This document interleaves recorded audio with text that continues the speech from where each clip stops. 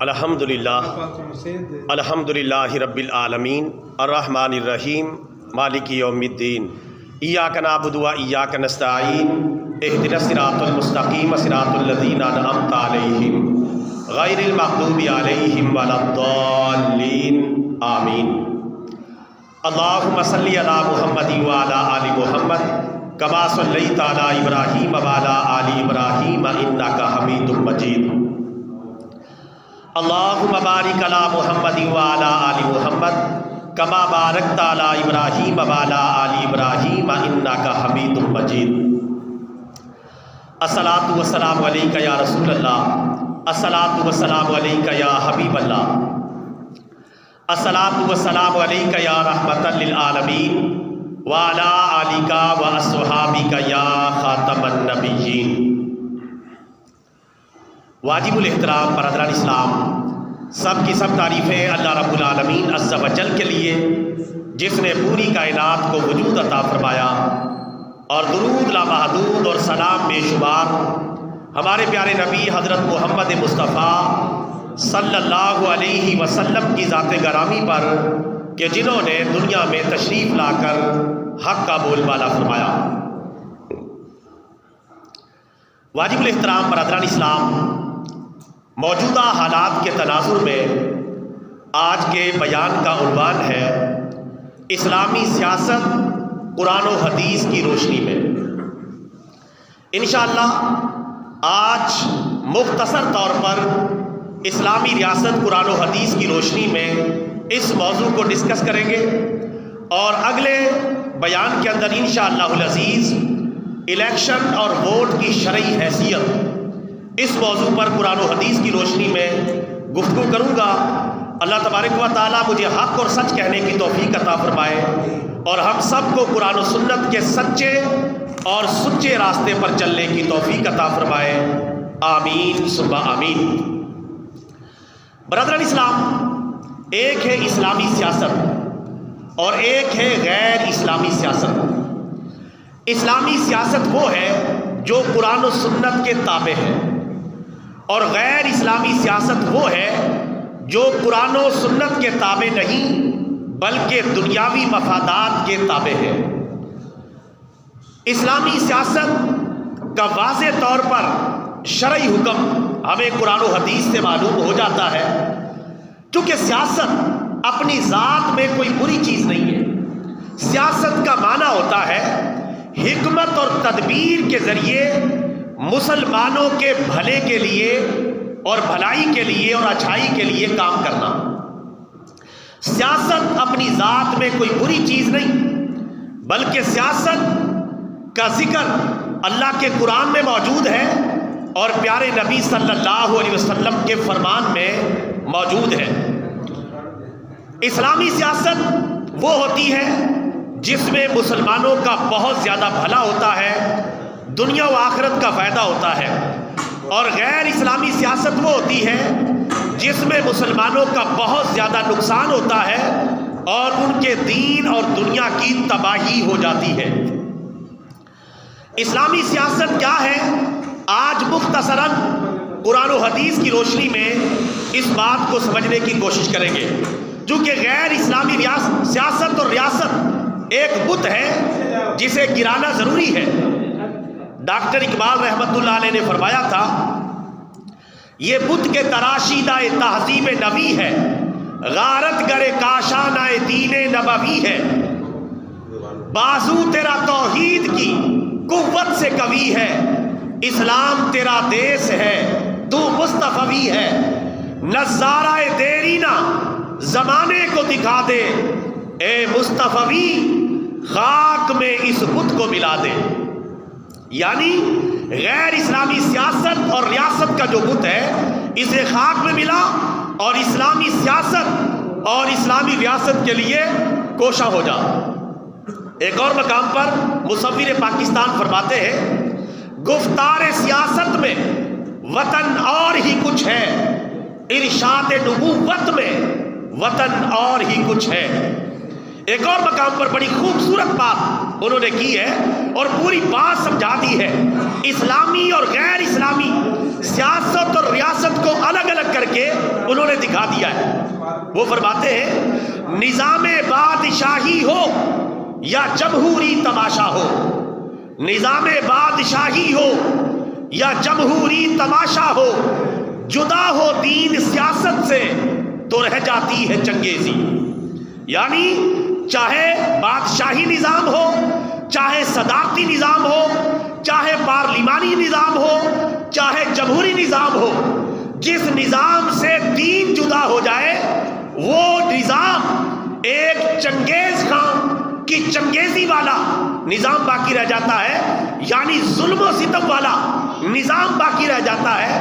یہ کہنا ہے مصور پاکستان ڈاکٹر اقبال کا کہ اگر آپ ریاست اور سیاست سے اسلام کو، دین کو الگ کر کے دیکھیں گے تو تمہاری سیاست بھی تباہ ہو جائے گی اور تمہاری ریاست بھی تباہ ہو جائے گی.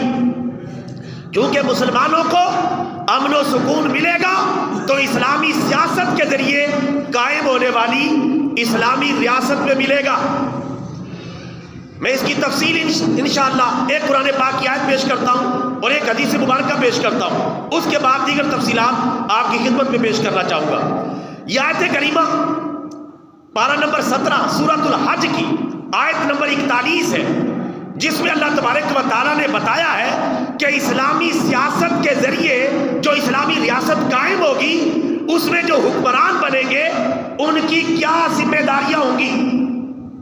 وہ ذمہ داریاں اللہ تعالیٰ نے بیان فرمائی ہیں. چنانچہ اللہ تعالیٰ ارشاد فرماتا ہے الذین ان مکناہم فی الارض اقاموا الصلاۃ وآتوا الزکاۃ وامروا بالمعروف ونہوا عن المنکر وللہ عاقبۃ الامور. اس میں اللہ تبارک و تعالیٰ نے بتایا ہے کہ اسلامی سیاست کے ذریعے جو اسلامی ریاست قائم ہوگی اور اسلامی ریاست میں جو اسلامی حکمران آئیں گے ان کی کیا ذمہ داری ہے، ان کو ریاست کس طرح چلانی ہے، اللہ تعالیٰ نے بتا دیا. فرمایا، ترجمہ سن لیں آیت کریمہ کا، یہ وہ لوگ ہیں کہ اگر ہم ان کو زمین میں اقتدار دے دیں، حکومت دے دیں تو یہ کیا کریں گے؟ فتنہ و فساد نہیں بچائیں گے، اپنی جائیدادیں نہیں بنائیں گے اور ملک میں عہدے اور منصب کے پیچھے نہیں بھاگیں گے، بلکہ ان کا کام کیا ہے؟ اللہ نے 4 کام بتائے. اسلامی حکمرانوں کے 4 کام ہیں. نمبر 1 اقاموا الصلاۃ وآتوا الزکاۃ، کہ وہ نماز کا نظام ریاست میں قائم کریں. نمبر 2 زکوٰۃ کا نظام اسلامی ریاست میں قائم کریں. نمبر 3 نیکی کا لوگوں کو حکم دیں اور نمبر 4 برائی سے لوگوں کو منع کریں. ان 4 خطوط پر اسلامی ریاست چلائی جائے گی اور اسلامی طرز حکمرانی اپنایا جائے گا. اللہ فرماتا ہے جب بھی ہم انہیں اقتدار دیں گے تو ان کی یہ 4 ذمہ داریاں ہیں اور ان 4 ذمہ داریوں میں باقی ساری ذمہ داریاں بھی آ جاتی ہیں. نماز کے نظام سے مراد صرف نماز کا نظام نہیں، پورے اسلام کو نافذ کرنا مراد ہے. یعنی وہ نماز قائم کریں، زکوٰۃ ادا کریں، معیشت کا نظام، اور نیکی کا حکم دیں اور برائی سے منع کریں. یہ 4 کام وہ حکمران کریں گے جو اسلامی سیاست کے ذریعے اسلامی ریاست قائم کر کے اور اسلامی طرز حکمرانی اختیار کر کے حکمران بنیں گے. ان کی یہ ذمہ داری ہے کہ وہ اللہ تعالیٰ کے احکامات کو نافذ کریں، اور جو نافذ نہیں کریں گے اللہ تعالیٰ نے 6 سپارے میں ان کا حکم بھی بیان کر دیا ہے. فرمایا وَمَن لَّمْ يَحْكُم بِمَا أَنزَلَ اللَّهُ فَأُولَٰئِكَ هُمُ الْكَافِرُونَ. جو اللہ تعالیٰ کے نازل کردہ آئین کو نافذ نہیں کرتے یہ کافر ہیں. وَمَن لَّمْ يَحْكُم بِمَا أَنزَلَ اللَّهُ فَأُولَٰئِكَ هُمُ الْفَاسِقُونَ. جو اللہ تعالیٰ کے نازل کردہ آئین کو نافذ نہیں کرتے یہ نافرمان اور فاسق ہیں. اور تیسری بات فرمائی وَمَن لَّمْ يَحْكُم بِمَا أَنزَلَ اللَّهُ فَأُولَٰئِكَ هُمُ الظَّالِمُونَ. جو اللہ تعالیٰ کے نازل کردہ قانون اور آئین کو نافذ نہیں کرتے یہ ظالم ہیں. 3 فتوے لگائے اللہ تعالیٰ نے درجہ بدرجہ. جس طرح کا حکمران ہوگا، جس طرح کی اس کی ذہنیت ہوگی اور جس طرح کی اس کی پالیسی ہوگی اسی طرح کا شرعی حکم اس پر لگے گا. فرمایا کہ جو اللہ کے قانون کو نافذ نہیں کرتے وہ 3 کیٹیگریز میں کسی نہ کسی میں شامل ہے، یا وہ کافر ہے، یا وہ فاسق ہے، اور یا وہ پھر ظالم ہے۔ ان تین میں سے کوئی ایک ہے، چونکہ اللہ کا قانون، اللہ کا آئین، اللہ کی کتاب یہ لپیٹ کے رکھ کے، یہ غلافوں میں رکھنے کے لیے نہیں آئی، یہ پوری دنیا کا نظام چلانے کے لیے آئی ہے۔ یہ اللہ تعالیٰ کی زندہ جاوید کتاب ہے، پیغمبر انقلاب اس کتاب انقلاب کو لے کر آئے ہیں، اور آپ نے ریاست مدینہ قائم فرمائی ہے اور اس میں اس نظام کو نافذ فرمایا ہے۔ آخر میں اللہ تعالیٰ نے ایک دھمکی بھی دی ہے اور ایک خوشخبری بھی سنائی ہے اسی آیت کے آخر میں، فرمایا وَلِلَّهِ عَاقِبَةُ الْأُمُورِ، تمام کاموں کا انجام اللہ تعالیٰ ہی کے ذمہ ہے، سارے کام اللہ ہی کی طرف لوٹائے جائیں گے۔ یعنی اگر اسلامی حکمران اللہ تعالیٰ کے آئین کو نافذ کریں گے ان کے لیے جنت کی خوشخبری ہے، اور اگر وہ نافذ نہیں کریں گے ان کو جہنم کا سامنا کرنا پڑے گا، کیونکہ سب اللہ کی بارگاہ میں جواب دہ ہیں، سب کو اللہ تعالیٰ کی بارگاہ میں اپنے اپنے کرتوتوں کا، اپنے اپنے اعمال کا، اپنی اپنی ایکٹیویٹیز کا حساب دینا ہوگا، اس کے بغیر کوئی چارہ کار نہیں ہوگا۔ اور اسلامی سیاست میرے بھائیوں، انبیاء کے دور میں انبیاء کرام اسلامی سیاست کرتے رہے ہیں۔ بنی اسرائیل میں سارے نبی سیاست کرتے تھے اور باری باری حکمران بنتے تھے، قاضی بنتے تھے، جج بنتے تھے، نگران بنتے تھے اور علاقے کو سنبھالتے تھے۔ حضرت داؤد علیہ السلام کی حکومت آپ کے سامنے، حضرت سلیمان علیہ السلام کی حکومت آپ کے سامنے، یہ سلسلہ چلتا رہا حتیٰ کہ نبی آخر الزمان صلی اللہ علیہ وسلم تک یہ سلسلہ پہنچا، اور پیارے نبی صلی اللہ علیہ وسلم نے بھی اسلامی سیاست کے خط و خال واضح کر دیے۔ پیارے آقا صلی اللہ علیہ وسلم نے فرمایا، صحیح بخاری کی حدیث مبارکہ سن لیں توجہ کے ساتھ، قرآن پاک کی آیت میں نے سنا دی، اسلامی سیاست کیا ہوتی ہے اور سیاست کا کیا مطلب ہے، اور سیاست اہل دین کا اصل شیوا ہے۔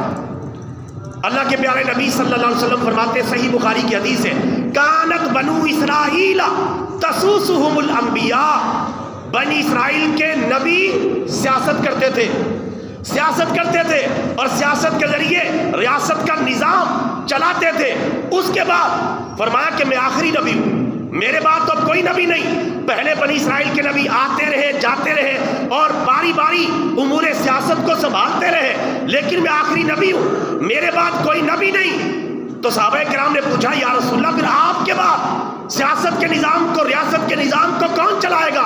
تو رسول پاک نے فرمایا، میرے بعد میرے خلفاء، میرے نائب اس نظام کو چلائیں گے، اور فرمایا کہ یہ باری باری آتے رہیں گے، اور جو خلیفہ آ جائے اس کے ہاتھوں پر بیعت کر لینا، پھر جب دوسرا آ جائے دوسرے کے ہاتھوں پر بیعت کر لینا، اور جب ایک کی بیعت کر لو تو پھر اس بیعت پر قائم رہنا ہے، کسی اور کی بیعت نہیں کرنی، اس کو نظام حکومت چلانے دینا ہے۔ اور فرمایا اس کے بعد تم نے یہ کرنا ہے، اگر یہ قائم ہونے والی ریاست اور یہ حکمران اگر تمہارے حقوق ادا کریں تو ٹھیک ہے، لیکن ان سے اپنے ان حقوق کے بارے میں اس طرح جھگڑا نہیں کرنا کہ تم نے ان کی بیعت توڑ دینی ہے، بیعت نہیں توڑ دینی، نظام ان کو چلانے دینا ہے۔ اگر یہ تمہارے حقوق ماریں گے تو اللہ تعالیٰ ان کو خود دیکھ لے گا، اللہ تعالیٰ ان کو خود سزا دے گا اور دنیا و آخرت میں انہیں خود ذلیل کرے گا۔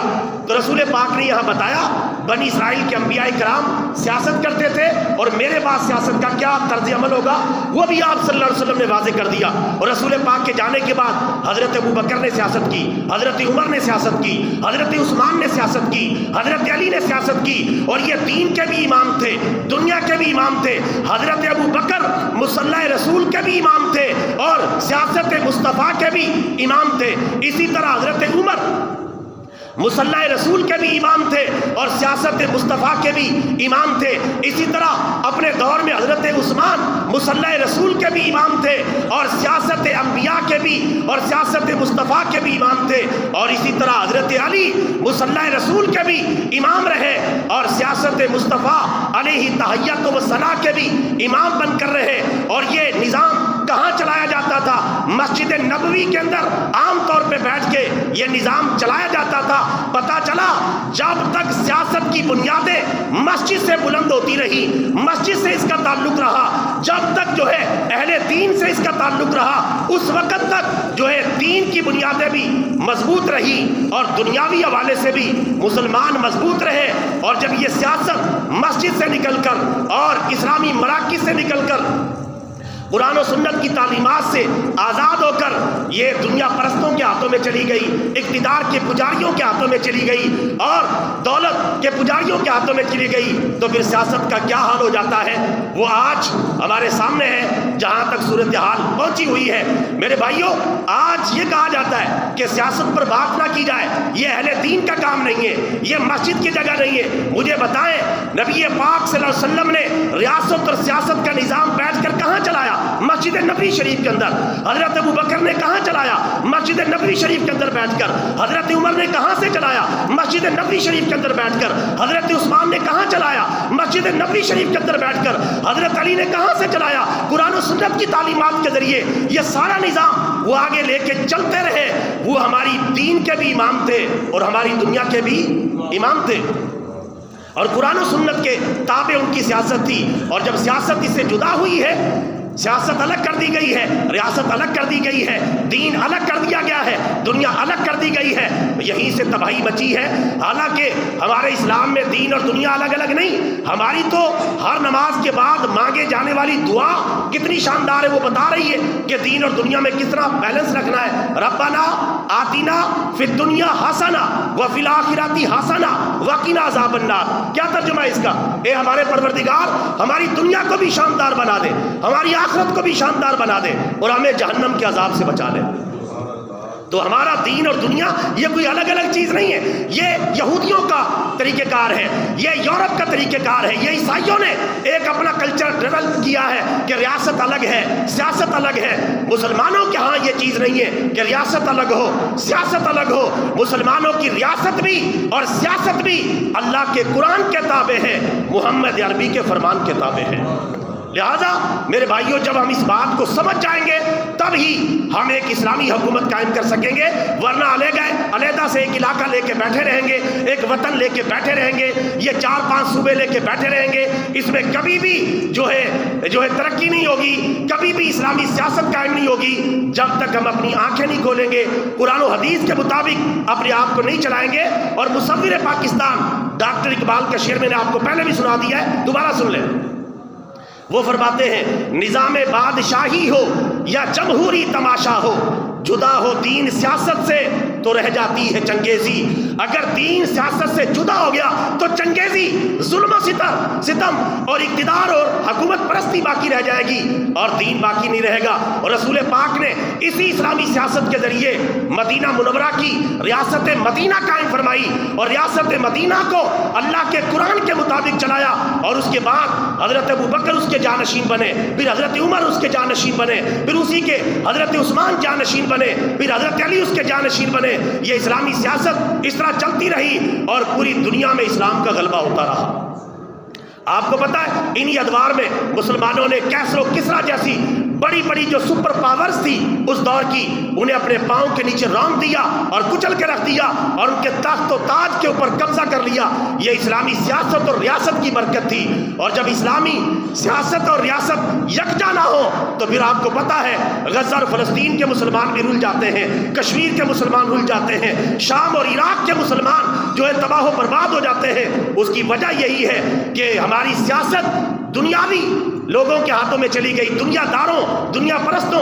آج کل میرے بھائیوں یہ سیاست کیا ہے, اس سیاست سے کیوں تبدیلی نہیں آ رہی؟ کیونکہ سیاست ایک کاروبار بن چکا ہے اور اس میں کروڑوں روپے لگائے جاتے ہیں, اربوں کمائے جاتے ہیں, عوام کی جیبوں سے سارا سرمایہ نکال کر اپنی تجوریوں میں بھرا جاتا ہے, باہر کے ملکوں میں شفٹ کیا جاتا ہے, اور اس کے بعد عوام کو بے وقوف بنا کے پتلی گلی سے نکل جاتے ہیں اور عوام پھر اگلے 5 سال کا انتظار کرتے ہیں. لہٰذا ہمیں اسلامی سیاست اور اسلامی ریاست کو اپنانا ہوگا, تبھی ہم دین اور دنیا میں کامیابی حاصل کریں گے. اور جب تک یہ ایک نظام چل رہا ہے, اگرچہ یہ کوئی آئیڈیل نظام نہیں ہے, انشاءاللہ اگلا جمعہ میں الیکشن اور ووٹ کے حوالے سے پڑھاؤں گا اور آپ کو بتاؤں گا الیکشن اور ووٹ کی شرعی حیثیت کیا ہے. انشاءاللہ اگلے جمعے کے اندر یہ بتاؤں گا.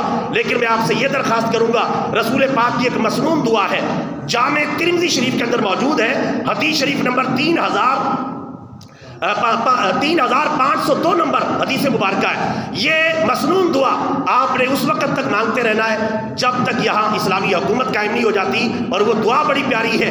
انہی جیسے حالات کے لیے وہ دعا رسول پاک نے سکھائی ہے. ایک مرتبہ میرے ساتھ پڑھ لیں, میں اس کا ترجمہ بھی بتا دیتا ہوں. اگر وہ یاد ہو جائے تو اچھی بات, نہیں تو یاد کر لیں, ورنہ کم از کم اردو میں وہ دعا آج سے ہی مانگنا شروع کریں.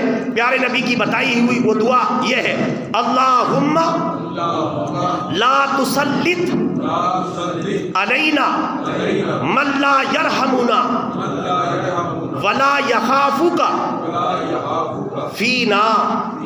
اس کا ترجمہ کیا ہے؟ اے اللہ ہمارے اوپر ایسے حکمران مسلط نہ فرما جو ہمارے اوپر رحم نہ کرے اور ہمارے بارے میں تجھ سے نہ ڈرے. ایسے حکمران ہمارے اوپر مسلط نہ فرما. کہہ دو آمین.